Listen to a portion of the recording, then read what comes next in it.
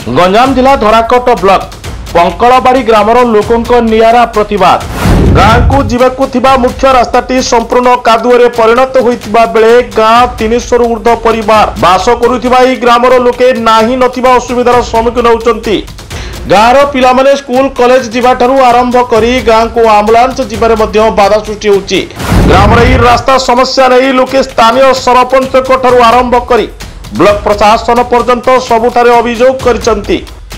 हेले समय पर समय बीती चली किंतु गाँवर यही कादुआ रास्तार मरामती विषय कहीं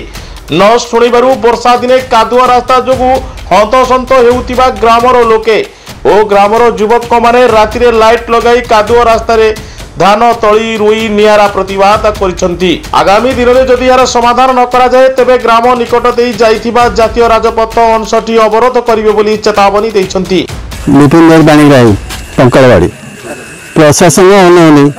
रास्तार जो अंठे काद रिपेयर करने कहलु से हम हम कहीं 10 दिन करवा आम अवस्था काद बांटे जाऊँ।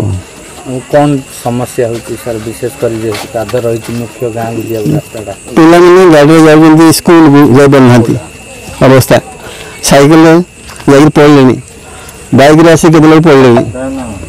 सब प्रकार असुविधा आदरे आम आंठे कादरे जाऊँ कौन कहे प्रतिवाद कले प्रशासन प्रशासन को कहूँ किसी बुढ़ी पक रास्ता को ठीक करो कहते समस्या जोरा समस्या कहू न सर आम गाँव 4000 लोक सब प्रकार रास्ता गले गाड़ी आगे गले कड़े जीवु आम ये रास्ता दे जीवु सब असुविधा ही जाऊँ।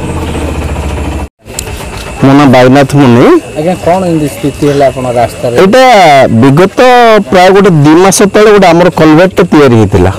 ये कलभर्ट आगे आम पंचायत थ्रू करा किंतु यहीटा कौन है जो आम कलभर्टा होता है सीमेंट कराई दी साइड जो सीमेंट करवा कथा से कराई से मट्टी पैकिंग कर जेहेतु जो वर्षाटा है जो पानीटा जमा हो प्राय गोटे आंठुए पानी एरिया मिलूँ गाड़ीटे गले साइकेल गले पिलाटे गले प्राय आंठे कादुअरे जीवाक पड़ू प्राय 2-4 जन पड़े पिला असुविधा होमें केवल प्रशासन को ये जनाऊँ आम 4000 बस्ती बासिंदा 450 घर आमको जदि रास्ता टिके ना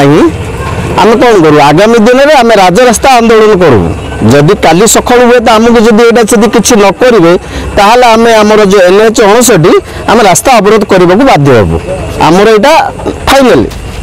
गंजाम जिला धराकोट कालूचरण महापात्र रिपोर्ट साई सत्य न्यूज।